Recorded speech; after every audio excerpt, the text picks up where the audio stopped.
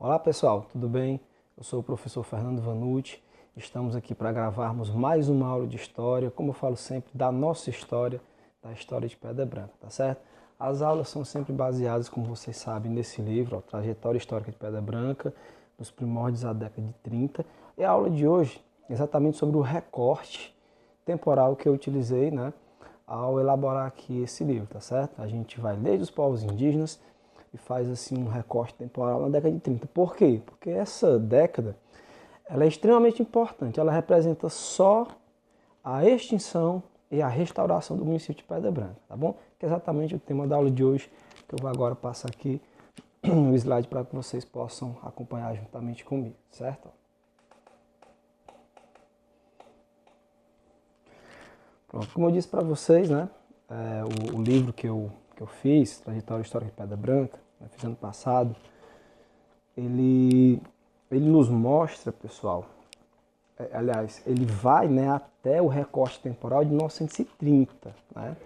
Logicamente que no livro, quem puder ter acesso, vai observar que ele tem a parte política, né, de emancipação, de ocupação, os primeiros povos nativos, indígenas, os primeiros habitantes de Pedra Branca, fala do açude do povo, educação, religiosidade. Ele é bem amplo, né? Porque na verdade ele é uma espécie de compêndio, de coletânea de artigos que eu já vim fazendo, né, ao longo do tempo, desde 2011, 12 por aí que eu comecei a fazer esses artigos, para a necessidade, né, que eu tinha em utilizar, em trabalhar a história de Pedra Branca, ensinar e aprender também, né, a história de Pedra Branca nas minhas aulas de história, tá certo? E na aula de hoje a gente vai ver esse tema que eu acho fantástico, né? Um período em que o nosso município ele foi simplesmente extinto, né? Acabou o município de Pedra Branca nesse período aqui. E depois, de forma bem interessante, a gente vai ver como que acontece, né? Como que se dá aqui essa restauração, tá bom? Vamos lá. Seguindo aqui. O livro eu acabei de mostrar para vocês, tá certo? Eu fiz juntamente aqui com a organização, né, do professor Marco Marcel, como vocês já sabem. Ele é baseado no capítulo 5 do livro, ó, como vocês podem ver aqui, certo? Está marcado. Lá no livro, lá, ele vai estar lá na página 169, vocês vão poder observar, tá bom? Capítulo 5. Ó, como sempre, a gente começa as aulas fazendo uma espécie de teste de conhecimentos prévios, né? Então vocês vão ler agora abaixo aqui as frases, as premissas, vão dizer quais são verdadeiras e quais vocês acham que são falsas. Vamos lá. A Pedra Branca já foi distrito de Mombaça, senador Pompeu, verdadeiro ou falso? Quando o município de Pedra Branca foi extinto e restaurado, o prefeito era o coronel Sabino Vieira Cavalcante. Quem extinguiu o município de Pedra Branca foi o presidente Getúlio Vargas. Quando o município de Pedra Branca foi extinto, o prefeito era Antônio Augusto Vieira. Quem extinguiu o município de Pedra Branca foi o intendente Fernandes Távora. Pedra Branca já foi distrito de Mombaça. Uma consequência da Revolução de 1930 foi a extinção do município de Pedra Branca. No início da ditadura do Estado Novo, o prefeito de Pedra Branca era padre João Epifânio. No início da ditadura do Estado Novo, o prefeito de Pedra Branca era Sabino Vieira Cavalcante. Analisem aí, deem uma pausa no vídeo, tá certo? Reflitam aí, pensem um pouquinho, marquem, que lá no final a gente vai ver o gabarito dessa primeira atividade, essa atividade inicial, tá bom? Vamos lá, para que nos interessa, ó. Introdução. Em 1930, pessoal, a primeira República Brasileira, ou República Velha, como pejoramente ela é conhecida, tá certo? Estava caducando, né? Quer dizer o quê? Ela estava ficando muito velha, não diria nem velha, né, para falar a verdade, porque velho foi um termo usado posteriormente na era Vargas, para dizer que essa república aqui não serviu muito, tá certo? Mas ela tinha também suas qualidades e seus defeitos, assim como o Estado Novo e como toda a história republicana do Brasil. Mas ela tinha muitos problemas, tá bom? Que estava fragilizando o sistema. Principalmente porque, como eu destaquei, né, era uma república, que quer dizer coisa do povo em latim, sem povo. Obviamente que num certo momento as massas iam tomar consciência disso e iam lutar por seus direitos, tá certo? E essas massas alienadas das decisões políticas, né, começaram, ó, durante a curta vida da Primeira República, a lutar, por isso que surgiu muitos conflitos, né, sociais e querelas políticas também. O conflito social aqui mais importante da Primeira República foi com certeza a Guerra de Canudos, né, com participação aqui do nosso vizinho, né, na época, Pedra Branca, na época que ele nasceu, né, Pedra Branca pertencia a Quixeramobim, tá certo? Quando o Antônio Conselheiro nasceu. Depois ela vai, Mombaça se emancipa, leva Pedra Branca, né, depois Pedra Branca passa a ser distrito de Mombaça e posteriormente, como eu falei na aula anterior, ela consegue sua emancipação política. E a querela mais importante, querela política, com certeza também para nós aqui no Nordeste, é a sedição de Juazeiro, né, que ocorreu em 1913, tá certo? Ó, 1913 e 1914, tá certo? Foi um movimento em que o Juazeiro realmente lutou, Padre Cícero, né, organizando jagunços, romeiros, né, juntamente com o Foro Bartolomeu, seu principal aliado, os coronéis da região, lutaram e expulsaram o coronel do Ceará, né, o coronel governador do Ceará, né, Marcos Franco Rabelo, tá bom? Vamos lá, como era esse contexto aqui, ó. A crise de 29 dividiu as oligarquias mineira e paulista, né, que faziam a chamada República do Café com Leite. Durante 4 da Primeira República, essa aliança fez com que, ora, tirando alguns hiatos, né, em que governaram representantes de outras oligarquias, como por exemplo o Hermes da Fonseca, né, gaúcho, tá certo? Basicamente, durante esse período prevaleceu essa aliança entre as maiores oligarquias, em que governava, num certo período, um mineiro, outro paulista. Na crise de 29, né, essa aliança é rompida, né? O Washington Luiz, por exemplo, era para apoiar o mineiro e apoia o Júlio Prestes, né, que é outro paulista. Aí acaba tendo um rompimento em 29, juntamente com a crise, né? O preço do café caiu bastante, todos produziam café, queriam controlar o governo, e faz com que haja uma cisão nesse grupo. É nesse período aqui Getúlio Vargas, da oligarquia gaúcha, mesmo perdendo, vamos observar isso, ele perde aqui as eleições, tá certo? Para o Júlio Prestes, e mesmo assim, né, ele se aproveitou do desentendimento, né, entre os cafeicultores para aglutinar. Os mineiros que antes apoiavam os paulistas agora vão apoiar os gaúchos e formar uma aliança, uma heterogênea aliança liberal, em que você tinha cafeicultores, profissionais liberais, tenentes, cada um com interesses próprios. O presidente Washington Luiz, como eu falei para vocês, né, é deposto, e até o próprio presidente eleito aqui, o Júlio Prestes, não chega nem sequer a tomar posse, né? Ele é deposto no dia 3 de outubro. Vargas assume o cargo majoritário do país e vai permanecer nele, ó, por 15 anos consecutivos, tá certo? Ninguém permaneceu tanto tempo no poder quanto Getúlio Vargas, tá certo? Provavelmente o presidente Lula, que já está aí no seu terceiro mandato, vai para 12 anos, né? Se ele for reeleito, ele vai sim romper aqui essa sequência seguida do Vargas, né? E é interessante o ineditismo do Lula, porque o Vargas governou, apenas uma vez ele foi eleito, certo? No restante do seu governo, do seu extenso governo, ele governou a maior parte do tempo por decretos-leis, né? E no Estado Novo como realmente um ditador, né? Vamos cá. Ó, nos 4 primeiros anos, Vargas governou por decreto-lei, como eu falei para vocês, concentrando amplos poderes. Getúlio reformou o Estado brasileiro. Nesse ponto ele foi importante, né? Criou concurso público, criou estatais para desenvolver o país, bancos estatais, siderúrgicas, né? Durante o processo do governo dele, tá bom?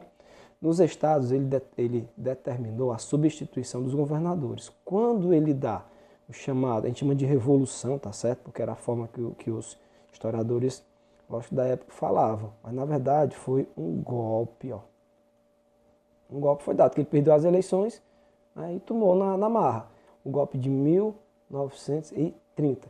Então, quando ele dá esse golpe, ele tira todos os governadores, que na lógica da política dos governadores que a gente falou na aula anterior, eram aliados dos chefes locais e eram aliados do presidente. Então ele tira esses governadores, substitui e coloca interventores, ó, que são pessoas da sua inteira confiança, tá certo? Ele vai nomear diretamente esses interventores para governar os estados. E esses, por sua vez, ó, os interventores faziam o quê? Nomeavam os prefeitos, né? Então, essa aliança era semelhante à política dos governadores, tá certo? A diferença é que, ao invés de ser uma eleição, mesmo que fraudada, né, com pouca participação popular, era uma eleição. Aqui não. Né? Aqui tanto o governador, que vai ser o interventor, vai ser nomeado pelo Vargas, e o prefeito municipal vai ser nomeado por esse interventor do Estado.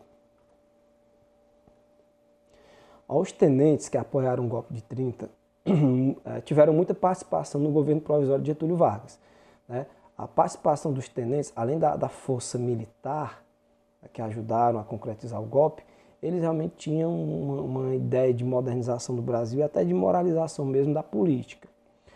Como os planos de governo dos tenentes se abalroaram, eles se chocaram em muitos aspectos com os interesses das oligarquias estaduais, eles foram gradativamente sendo substituídos por integrantes das oligarquias decadentes. Então esse movimento tenentista que começou apoiando o Vargas, rapidamente eles vão ficar contra o Vargas, tá certo? Porque a ideia de moralizar o país, de modernizar também, como eles queriam, tá certo? Não vai ocorrer de forma imediata, tá bom? Pelo contrário, o Brasil ainda era muito dependente do café e o Vargas vai apoiar o desenvolvimento da cafeicultura. Então, por conta disso, os tenentes vão aos poucos brigando, rompendo com o Vargas. E é bom entender também que boa parte desses tenentes, né, que eram a elite do exército, tá certo? Na carreira de tenente você vai chegando lá até ao generalato, eles eram, a maior parte deles, filho também das elites, né? Não eram das classes populares. Então, de certa forma, mesmo com essa ideologia moderna, moralizante, os tenentes pertenciam também às oligarquias, né? às elites brasileiras, tá certo? A gente vai ver bem isso aqui no Ceará, já já. No Ceará, Getúlio nomeou como interventor Fernandes Távora, líder de uma facção oligárquica dissidente da Primeira República e que havia apoiado a Aliança Liberal. Então, a família aqui do Fernandes Távora, a família Távora de forma geral, né, apoiava a Primeira República. Como eles acabaram brigando com o passar do tempo, né, eles governaram principalmente na região sul do Ceará, eles romperam, o Távora apoia o Vargas, é eleito. Em contrapartida, o Vargas coloca o Fernandes Távora, né, como intendente do Ceará. Certo? Para o historiador José Este Farias, que eu destaquei aqui, a gestão de Fernandes Távora seria tímida, não fez muita coisa, contraditória e autoritária. Contraditória por quê? Porque ao mesmo tempo que ele tinha a ideia de modernizar, né, o Ceará, de acabar com a troca de favores com o clientelismo, ele fazia isso. A diferença é que ele tirava quem era da oposição e colocava para governar os municípios do Ceará quem eram os seus aliados, tá certo? E perseguir também, obviamente, quem era contra o Getúlio Vargas, né? Proibia greves em Fortaleza, etc. Távoras permaneceu, melhor dizendo, apenas 8 meses no governo do estado do Ceará. Apesar da família dele ser uma família muito tradicional, o filho dele, por exemplo, vai ser governador do Ceará por vários mandatos, né? 3 mandatos, o Vigílio Távora. Mas como ele brigou com todo mundo, acabou brigando com todo mundo, exceto alguns seus aliados, ele acabou sendo tirado do poder, né, do governo pelo Getúlio Vargas. Mas ele ficou suficiente para extinguir vários municípios cearenses, desagradando a todos. É importante perceber isso, ninguém estava gostando da política dele. E trazendo enormes prejuízos para o desenvolvimento do Estado. Porque quando ele extingue um município, a arrecadação de impostos fica também precarizada. Então a consequência é que as rendas do Estado diminuem. Ao invés de cortar gastos, né, como era a ideia inicial, ele faz diminuir a arrecadação. O interventor alegava que determinados municípios não tinham rendas. Esse aqui era o principal argumento dele, que eram pobres, e por isso a melhor solução seria a anexação dos vizinhos. Esse aqui é um trecho que eu peguei do livro do Haroldo Mota. Vamos mais aqui um pouco. No decreto que extinguiu dezenas de municípios cearenses, no dia 20 de maio de 1931, Fernandes Távora deixava claro seus critérios. Olha só como é interessantíssimo. Vamos observar com calma isso aqui. Para ele, a constituição de qualquer município se torna necessário uma população nunca menor de 15 mil habitantes. Então tinha que ter mais de 15 mil habitantes. E uma renda anual não inferior a 30 contos de réis. Então o município tinha que ter mais de 15 mil habitantes e uma renda anual de mais de 30 contos de réis, né? Igual a 30 ou maior. No artigo 4º, certo, do referido decreto, estabelecia que Pedra Branca, olha que interessante, Pedra Branca, não só Pedra Branca, e Maria Pereira, né, atual Mombaça, foram anexados ao município de Senador Pompeu. Então, nesse período, tanto Pedra Branca como Mombaça passaram a pertencer a Senador Pompeu. Né, perderam sua autonomia, não tinha mais prefeito, não tinha mais Câmara Municipal, não tinha mais vereadores. Os dados demográficos do período, que foi isso que eu fui analisar na pesquisa para saber realmente se esses municípios eles não tinham renda, não tinham população, né, indicaram o contrário. Indicaram que a extinção, né, dos municípios de Pedra Branca e Mombaça não foi técnica, como ele dizia, mas sim política. Né? Como também o José de Farias disse que foi o governo dele, né? Pelo contrário, ele não queria fazer uma modernização, ele queria tirar os inimigos e colocar seus aliados. O Senador Pompeu, por ser o centro coletor da produção algodoeira, né? Ficava lá a estação ferroviária, ainda tem, né? Mas o trem não está funcionando mais, a ideia é até reabilitá-lo, deveria ter uma arrecadação mais elevada que Pedra Branca, porque ele era o centro comercial. Contudo, olha só, em 1938, no livro Ceará, eu peguei aqui esses dados, tá certo? Pedra Branca tinha, aliás, Senador Pompeu, né, tinha 10 mil habitantes, tá entendendo? Senador Pompeu. Mombaça, 10.507. Mombaça, 10.564. Mombaça já era maior em quantidade de habitantes que Senador. Porém, nenhuma delas tinha uma população acima de 15 mil. Quem mais se aproximava disso era Pedra Branca, tá certo? Contudo, né, o que aconteceu foi que esses municípios acabaram sendo extintos e o motivo, né, da extinção desses municípios nos parece que foi por critérios mesmos políticos, tá certo? Apesar de Senador ser o centro econômico da região, mas não era a maior cidade, tá certo? A maior cidade era Pedra Branca, pelo contrário, né? Então, se ele queria desenvolver, deixar o Senador Pompeu desenvolvido, seria melhor até que ele deixasse os outros municípios autônomos para que eles pudessem também desenvolver suas atividades agrícolas e econômicas e exportá-las em maior quantidade, né, para Senador Pompeu, porque aí Senador Pompeu ia arrecadar mais impostos, obviamente, e de Senador essa produção agrícola iria para Fortaleza. Pelas normas do decreto de Vargas, nem Pedra Branca nem Mombaça e nem tampouco o Senador atendia aos critérios estabelecidos pelo tenente. O que influenciou a decisão do tenente, como eu falei para vocês, foi com certeza os fortes laços que o tenente tinha com as oligarquias tradicionais, no caso de Senador. Para o Dr. Jeová Lembro, no livro dele, Pedra Branca, século XIX, ele afirma que o município de Pedra Branca sempre teve rendas suficientes para sua manutenção e administração. Por mais que aqui não tivesse uma estação ferroviária central para receber a produção agrícola, mas Pedra Branca não era deficitária. Então, não fazia sentido nessa política modernizante do Fernandes Távora e dos tenentes de forma geral, cortar gasto extinguindo Pedra Branca, já que ela não causava prejuízo. Pelo contrário, quando você extingue o município, você vai sim a causar prejuízo ao Estado, porque fica deficitária, né, a arrecadação de impostos.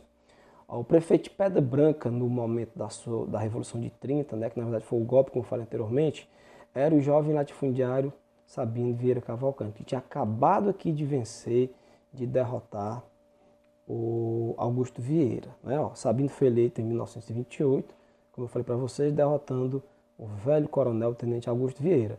Né? Nesse bojo, nesse contexto aqui da Revolução de 30, desse movimento mudancista do país, com certeza deve ter contribuído. No calor da Revolução, os ideais moralizantes e progressistas dos tenentes deram o tom do governo. Entretanto, entre mentes, porém, a ideologia reformista deles, tá certo, não coadunavam com os interesses das elites agrárias sertanejas. Eu até destaquei, até porque muitos tenentes também pertenciam às oligarquias agropecuárias. Eles eram dessas famílias, eles tinham terras, tinham grande produção agrícola, plantio de algodão, criação de gados bovinos, de vacas leiteiras, tá certo? Então eles faziam parte dessas oligarquias, tá bom? Essa ideia de moralizar era mais uma desculpa ideológica para que eles pudessem assumir o governo do Estado, né, o governo do Brasil como um todo, e tirar seus adversários. Sabino Vieira Cavalcante apresentava a contradição, é interessante perceber isso, da Revolução de 30. Né? Ele era o exemplo clássico disso, era a fotografia do Brasil na época. Um jovem político que apresentava a mudança, porém, né, ligado às elites, às velhas elites agrárias. Né? Ele era primo do Augusto Vieira, por exemplo, né? Primo em segundo grau. Pela lógica da política dos governadores, os prefeitos, grosso modo, se aliavam ao governador, né? E este, por sua vez, se aliava ao presidente. Era assim que funcionava, como eu já falei para vocês. O governo Távora, que pouco tinha de revolucionário, continuou com essas práticas tradicionais, né, da política aqui dos governadores. Ele fez o mesmo sistema, né, práticas tradicionais e clientelistas, privilegiando os elementos ligados à sua facção política, como bem destaca aqui, o José de Farias. Né? Então, ao invés de colocar pessoas técnicas, né, uns prefeitos capacitados, não, ele tirou quem era contra e apenas colocou quem era a favor para que esses prefeitos o mantivessem no poder, seguindo a lógica aqui da política dos governadores. Em 1930, houve uma ruptura política que surpreendeu vários chefes locais. Né? A gente analisa aqui que aqui no Ceará, muitos deles não estavam preparados. Né? Foi quase que uma surpresa, né, para muitos.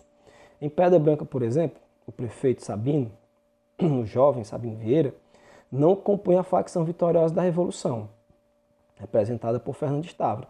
Lembra, o Fernandes Távora apoiava o Getúlio Vargas, que deu o golpe. Então o Fernandes Távora não estava apoiando o governador na época. E o Sabino Vieira só estava na prefeitura de Pedra Branca, exercendo o cargo majoritário, porque era aliado do governador que foi deposto. Quando o governador é deposto, obviamente que os prefeitos que eram seus aliados também foram depostos. Né? Esse foi certamente o motivo principal para a extinção do município de Pedra Branca. Como Sabino Vieira, na época, não era aliado do Fernandes Távora, ele simplesmente, né, e Mombaça também da mesma forma, extinguiu Pedra Branca, rebaixando-a a distrito. Né? Pedra Branca e Mombaça vai ser depois distrito de Senador Pompeu. Esse aqui é a figura do coronel Sabino Vieira Cavalcante, né, já um pouco mais velho, mais experiente, já comandando a política e já inclusive aliado, né, ao governo do Vargas e aos seus representantes aqui no estado do Ceará, foto de 1940. A força política e econômica do estado do Ceará continuava sendo as oligarquias agropecuaristas tradicionais. Né? Isso não mudou no período. O Ceará não teve essa modernização como era esperado. Isso só vai acontecer mesmo lá na década de 60 e 70. O interventor do Ceará, Fernandes Távora, em constante choque com as elites locais, as elites adversárias, não esqueçam, tá certo? Foi substituído por Vargas, né, pelo capitão Roberto Carneiro de Mendonça, em 25 de agosto de 1934. Ele dura pouco tempo no poder. Em seguida, Carneiro de Mendonça, né, que representou uma espécie de conciliação autoritária. Ao mesmo tempo que ele conciliava, né, ele proibia qualquer tipo de manifestação contrária ao governo e também reprimia, obviamente, quem não aceitasse sua autoridade. Buscava o improvável. Olha só que coisa interessante, né? Harmonizar os tenentes, que tinham ideais, muitas vezes, divergentes das oligarquias. Né? Era uma coisa meio que impossível. Só dava certo uma certa harmonização com aqueles tenentes, certo? Que estavam muito ligados às suas oligarquias, aí dessa forma eles tinham interesses parecidos. Né? Ao passo que reprimia com veemência os movimentos populares e perseguia os adversários do varguismo. É por isso que ele conciliava e também perseguia, né, quem era contra o governo. Em 1934, depois de muitas pressões das elites paulistas, né, principalmente paulistas, mas não só de São Paulo, o país foi redemocratizado. Né? Teve até a Revolução de 1932, em que muitos cearenses, inclusive pedra-branquenses, né, foram lutar nessa revolução. É um tema para a gente ver mais na frente, tá certo? O Vargas, pouco depois, acaba precisando, logicamente, do apoio dos paulistas, né, que é o maior estado, o estado mais rico do Brasil. Ele não tinha como governar sem o apoio deles. Então ele faz essa aliança com os paulistas. No Ceará, Menezes Pimentel é eleito para governar o estado do Ceará em 1935. Pimentel, do Partido Social Democrático, pretendia montar uma forte base de apoio ao seu governo e também a Getúlio Vargas.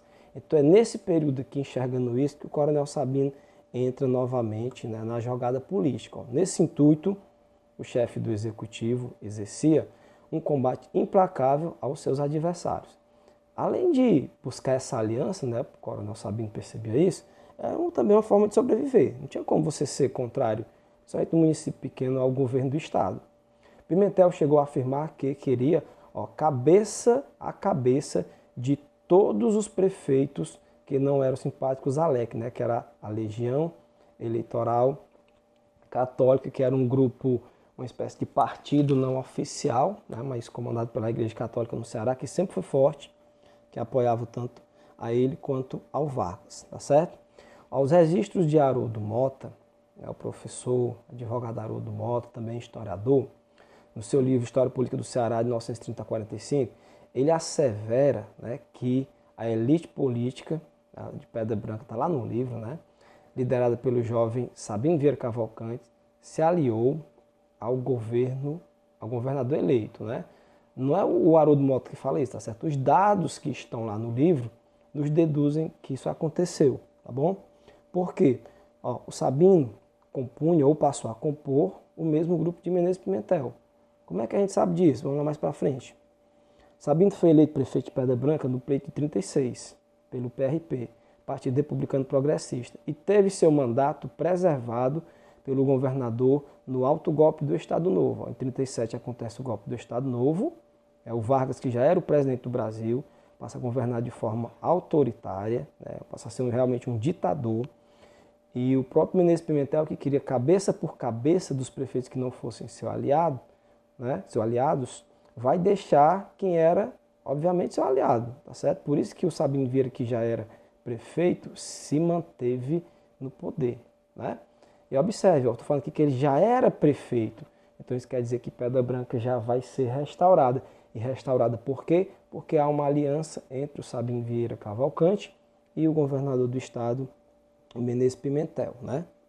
Era governador e depois vai até se tornar interventor também, porque quando o Brasil se torna a ditadura do Estado Novo, o Vargas tira todos os governadores que não eram seus aliados e deixa ou coloca, né, apenas aliados seus.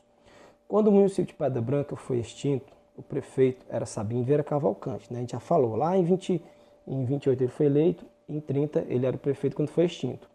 Talvez, pela sua inexperiência política naquele período, ele tinha apenas 32 anos de idade, foi surpreendido pela Revolução de 30, né? Praticamente ninguém esperava muito essa revolução, certo? Foi um golpe, né? Rapidamente, Sabino fez a leitura política correta sobre as forças que se estabilizavam se estabilizaram, né, e assumiram o governo estadual. Então, rapidamente ele percebeu, opa, é com esse camarada aqui, o governo do estado, que eu vou ter que me aliar agora, né, porque as forças antigas não estão mais no poder. E dessa forma ele fez. Os políticos fisiologistas de sua época, né, fisiologista, lembra-se disso que eu falei para vocês, né? Eram políticos que não tinham uma ideologia marcante, não. Quem tivesse no poder, eles se aliavam, né? Até porque eles viviam a partir do que o Estado lhes dava, né? Do investimento público, né? Tanto para fazer obras no seu município, essas obras refletiam em votos, como para colocar na máquina pública os seus aliados, certo? Ele aliou-se ao mandatário do governo do estado do Ceará, o interventor Coronel Felipe Moreira Lima, e depois ao governador interventor Menezes Pimentel. Dessas alianças políticas resultou o estabelecimento da autonomia do município de Pedra Branca, em 3 de maio de 1935. Ó. Essa data aqui é uma data que eu nunca vi ninguém comemorar, mas ela é muito importante. Né? Foi a data em que Pedra Branca voltou novamente a ser um município autônomo, pelo decreto número 1540. Ó, 3 de maio, lembrem-se disso, ó, de 1935. Né? Uma data que a gente tem que comemorar nas escolas, na Câmara, tá certo? Que foi muito importante. A ressurreição, o segundo renascimento, né? O segundo nascimento, o renascimento do município de Pedra Branca. O artigo 4º, interessantíssimo, ó, o artigo 4º foi o que extinguiu e o artigo 4º de outro decreto é o que restaura. Né? A luta que o município de Pedra Branca fica constituído de 2 distritos. Ó. Na época tinha só a sede, Pedra Branca, e o distrito de Troia, né? Que foi o primeiro, mais antigo. Quando Pedra Branca é extinta, Troia também passa a ser distrito de Senador Pompeu. E quando Pedra Branca é restaurado município, Troia volta a ser distrito de Pedra Branca. Tá certo? Sabino compôs sólida aliança com o varguismo cearense. Após o golpe que instalou a ditadura do Estado Novo em 37, ele, ao contrário de 30, quando ele não esperava a revolução, né? Pelo contrário, ele permanece no executivo dessa vez, tá certo? De Pedra Branca, sendo nomeado prefeito, ó, não é eleito, ó, nomeado prefeito pelo ex-governador e agora interventor do Ceará, nomeado por Getúlio Vargas, Menezes Pimentel, tá certo? Quando o Vargas dá o golpe do Estado Novo, o alto golpe, ele passa a governar como ditador. Então, ele coloca para governar cada estado um aliado seu. Como no Ceará o governador já era seu aliado, ele apenas muda, né, o título do cargo de governador, né, que aí você governa com a Assembleia, para interventor, né, onde ele passa a governar sozinho por meio de decretos-leis. E cada município cearense, o prefeito era colocado por ele, né, em cada município. Nessa imagem aqui a gente pode observar a matriz de Pedra Branca. Esse é no livro também O Ceará, no livro do Raimundo Girão, tá certo? Que fala de vários municípios cearenses. Eu peguei essa imagem lá, bem interessante, ó, de 1938, a parte da frente da nossa igreja da matriz, né? Aqui é a rua Ernesto Vieira Cavalcante, e aqui nessa parte da frente, né? Aqui hoje em dia fica o Coreto, ó, certo? Aqui é a Praça das Castanholas, na Praça Monsenhor Oliveira, tá bom? Aqui atrás a Praça Nossa Senhora de Fátima, aqui atrás fica a Rua Augusto Vieira, tá bom? Essa igreja caiu quase toda, ficou só uma parte aqui no centro atrás, né? Do Santíssimo, tá certo? E depois foi reconstruída. Essa é outra imagem aqui da igreja de Pedra Branca no período. Essa parte de trás dela, tá certo? Em 1947, ó. A Rua Augusto Vieira, né? Hoje em dia aqui fica uma pedra, né? Atrás da igreja. Aqui nesse sentido, ó, a gente vai para a Rua Padre João Epifânio, né? Para o Beco do Açude, tá certo?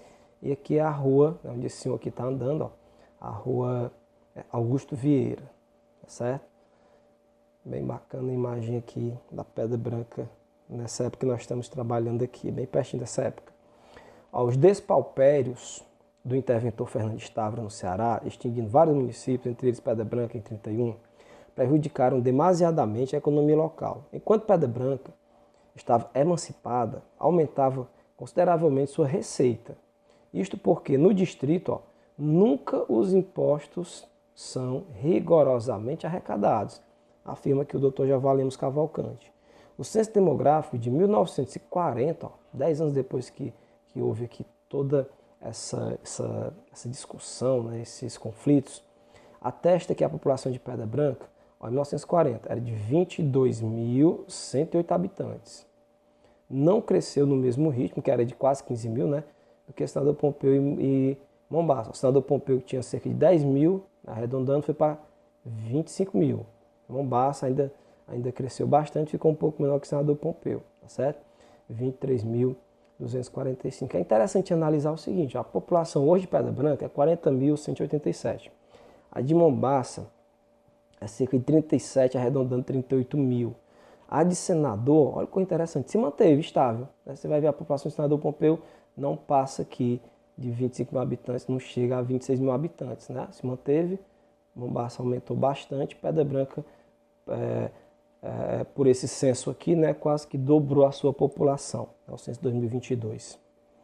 Quando se compara as cidades, percebe-se maior disparidade de crescimento. Enquanto o Senador Pompeu, que tinha uma área urbana 3 vezes maior, a cidade de Senador, do que Mombaça e Pedra Branca. Né? Isso aconteceu por quê? Porque Pedra Branca passou muito tempo sendo distrito e a arrecadação de impostos foi muito precária, o município não desenvolveu, enquanto seus vizinhos, pelo contrário, né, cresceram bastante. O Senador sempre teve a cidade maior, pelo fato de ser um centro econômico, né, enquanto que Mombaça e Pedra Branca, pelo contrário, né, tinham a maior parte da população na zona rural. Só para pegar um exemplo aqui, ó, aquele primeiro dado que eu passei para vocês, né, o dado do livro de 38, né? Mas o dado mesmo, ele deve ter sido coletado lá no início da década, que geralmente esses censos ocorrem a cada 10 anos. Né?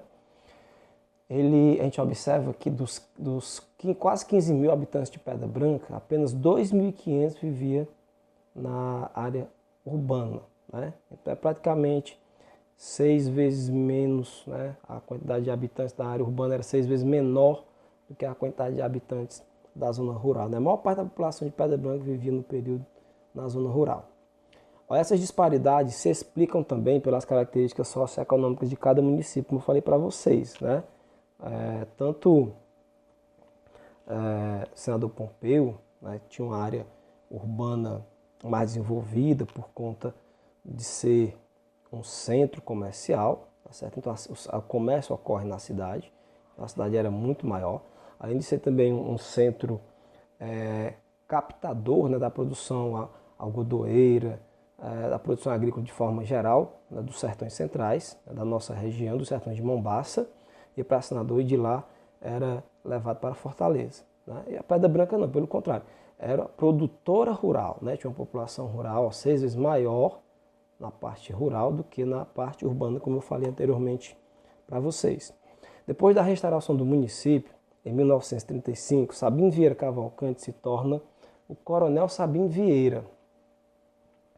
O Coronel Sabino Vieira Cavalcante, né, como a gente conhece, exercendo forte influência política, econômica e social no município de Pedra Branca, mesmo depois de sua morte em 1970. Né, como eu já falei anteriormente para vocês, o coronel morre em 1970, mas o último governo da família Cavalcante em Pedra Branca ocorreu em 2004, né, com o prefeito Chico Ernesto, certo? Então, mesmo o coronel morrendo lá em 1930, né, os seus descendentes, né, herdeiros políticos, governaram Pedra Branca até o ano aqui 2004, quando o Góes vence a eleição do que era para ser, né, o sucessor apoiado por Chico Ernesto, Pedro Paraibano, e de lá para cá, quando o Góes não se candidatou, as pessoas, né, que ele apoiou ao cargo majoritário acabou vencendo. Né? Então essa hegemonia dos Cavalcante aqui é rompida exatamente em 2004. Pedra Branca já foi distrito de Mombaça e Senador Pompeu? O que vocês acham disso aqui? Isso aqui está correto ou não? Vamos lá, deixa eu apagar aqui o que eu fiz aqui logo, para poder ficar melhor para a gente analisar isso daqui, certo? Pedra Branca foi distrito de Senador Pompeu. Tá aqui a canetinha novamente. Deixa eu ficar respondendo uma por uma, certo? Fica melhor para a gente entender. Pedra Branca já foi distrito de Senador Pompeu e Mombaça? Sim. Primeiro foi distrito de Mombaça em 1853. Né? Mombaça se emancipa de Quixeramobim em 1851. Aí em 53, né, Pedra Branca, que passou a ser um povoado de Mombaça, é levada a distrito de Mombaça, né, na época Maria Pereira. E Pedra Branca passou a ser distrito de Senador Pompeu, sim, né, em 1931. Né. Nesse período não foi só Pedra Branca, foi Pedra Branca e Mombaça. Então quem marcou essa daqui, ó, verdadeira. Quando o município de Pedra Branca foi extinto e restaurado, o prefeito era o Coronel Sabino Vieira Cavalcante. Com certeza acabamos de ver isso, né? Quem extinguiu o município de Pedra Branca foi o presidente Getúlio Vargas? Não, não foi Vargas, né? Foi Fernandes Távora. Vargas era o presidente, mas quem extinguiu, que fez o decreto, foi o Fernandes Távora. Quando o município de Pedra Branca foi extinto, o prefeito era Antônio Augusto Vieira? Não. Quando foi extinto, a gente já viu anteriormente, era Sabino Vieira Cavalcante, então essa é falsa. Quem extinguiu o município de Pedra Branca foi o intendente Fernandes Távora? Perfeitamente, acabamos de ver isso. Verdadeira. Mais uma, Pedra Branca já foi distrito de Mombaça? Sim. Mombaça é elevada à categoria de vila, como era chamado na época, se separando de Quixeramobim em 1851. Em 1853, tá certo? Pedra Branca é elevado, o povoado de Pedra Branca a distrito de, na época, Maria Pereira. Então aqui é essa questão, vou marcar até aqui, ó, verdadeira. Uma consequência da Revolução de 30 foi a extinção do município de Pedra Branca? Sim. Eles queriam moralizar, os tenentes, cortar gastos, mas por trás dessa medida moralizante havia, na verdade, uma luta política de oligarquias, onde ele tirava as oligarquias inimigas, rivais, e colocava as oligarquias aliadas. Então, a consequência da Revolução, que na verdade não foi revolução, estou colocando aqui como os livros tratam, até entre aspas, foi um golpe. Um golpe militar, inclusive, viu? No início da ditadura do Estado Novo, o prefeito de Pedra Branca era padre João Epifânio. Na ditadura nós vimos quem era, Sabino Vieira Cavalcante. Então essa aqui é falsa. É interessante, o padre João Epifânio, que foi padre de Pedra Branca, foi prefeito de Pedra Branca, lá no final da década de 20, 1924, 25 por aí. Ele tinha na família assim, uma história política interessante. O primeiro prefeito, que na época não tinha prefeito, mas ele exerceu a função do prefeito, na verdade ele foi o presidente da Câmara de Maria Pereira, Procópio de Freitas, era avô do padre João Epifânio, viu? O pai dele era desembargador, era um cara também assim, de muita influência no governo do Estado. Então a família do padre João Epifânio era muito ligada à política, tá certo? Não à toa, como eu falei anteriormente, o primeiro prefeito de Mombaça que exerceu essa função, porque o presidente da Câmara na época fazia a função do prefeito, do que viria a ser o prefeito, que na época não tinha, era avô dele, Procópio de Freitas. No início da ditadura do Estado Novo, o prefeito de Pedra Branca era Sabino Vieira Cavalcante? Perfeitamente.